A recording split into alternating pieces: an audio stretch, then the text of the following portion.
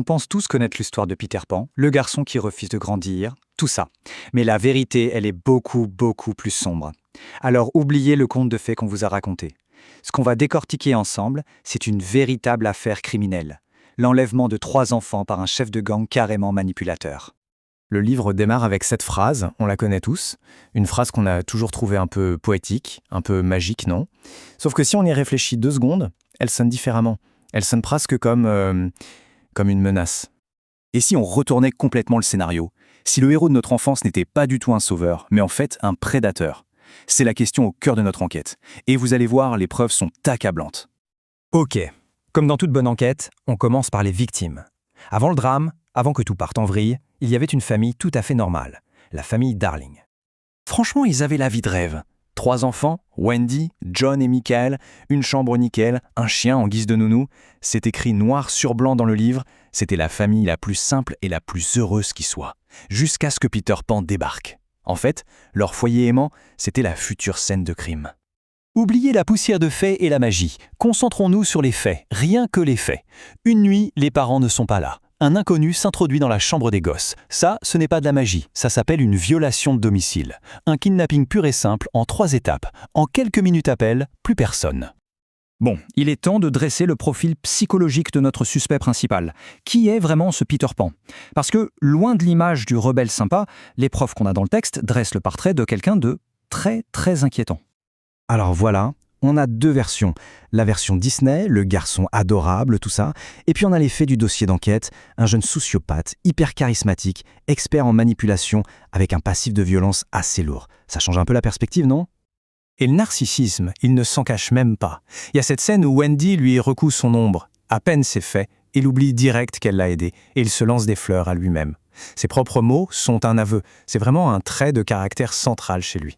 Ce qui nous amène au mobile. Pourquoi fait-il tout ça? Spoiler, ce n'est pas pour se faire des amis. Il cherche de la main-d'œuvre gratuite, une bonne à tout faire.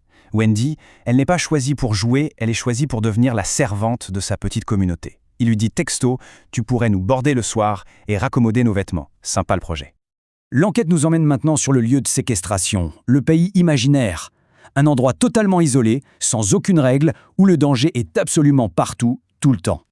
Non, le pays imaginaire, ce n'est pas Disneyland. C'est plutôt un camp de survie version hardcore. Le livre le décrit comme un endroit où, la nuit, les bruits des bêtes sauvages sont terrifiants. En gros, tu dois constamment regarder par-dessus ton épaule si tu veux rester en vie. Et la cruauté du suspect est juste sans limite. Pendant qu'il vole vers l'île, les enfants s'endorment et commencent à tomber dans le vide. La réaction de Peter? Il trouve ça hilarant. Le mec n'a aucune empathie, même pour ses nouveaux amis. Il se marre face à un danger de mort. C'est glaçant. On a toujours vu ce combat comme le bien contre le mal. Le gentil Peter contre le méchant Crochet. Mais, et si c'était juste une guerre de territoire entre 2 chefs de gang rivaux? 2 monstres qui se battent pour le contrôle de l'île.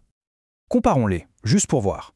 Crochet est un tyran, c'est clair. Il tue ses propres hommes. Mais Peter, lui-même dit à John à propos d'un pirate endormi, « Tu ne crois pas que je le tuerai pendant qu'il dort? Je le réveillerai d'abord et ensuite je le tuerai. » Le mec tue par pur plaisir. C'est un jeu pour lui. Ce moment est juste incroyable. En plein combat à mort, Crochet mord Peter, et Peter est paralysé.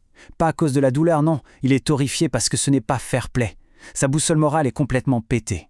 Tuer quelqu'un de sang-froid, ça passe. Mais mordre, ah non, c'est de la triche. C'est dingue. On arrive maintenant à la conclusion, et la vérité la plus effrayante sur Peter Pan, ce n'est pas sa violence, c'est son mode opératoire, un cycle qui ne s'arrête jamais. Le trait le plus terrifiant de Peter, c'est sa capacité à oublier. Et pas juste des petits détails, il oublie tout. Des années plus tard, quand Wendy lui parle de Crochet, il demande « Qui est le capitaine Crochet ?»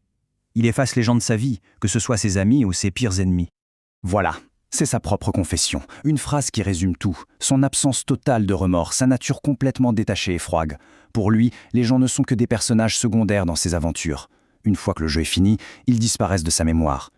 Et c'est là qu'on bascule dans le profil du kidnappeur en série. Il retourne voir Wendy, mais elle a grandi. Pas de problème. Sans hésiter une seconde, il prend la génération suivante. Il enlève sa fille, Jane. Le schéma se répète. Ce n'est pas un one-shot, c'est une boucle. Le livre termine en disant que ça continuera comme ça, tant que les enfants seront gais, innocents et sans cœur. L'histoire de Peter Pan n'est pas terminée. C'est une menace latente, qui revient, génération après génération. Alors la prochaine fois qu'une fenêtre s'ouvre toute seule avec le vent, la vraie question n'est pas de savoir s'il reviendra, mais pour qui ?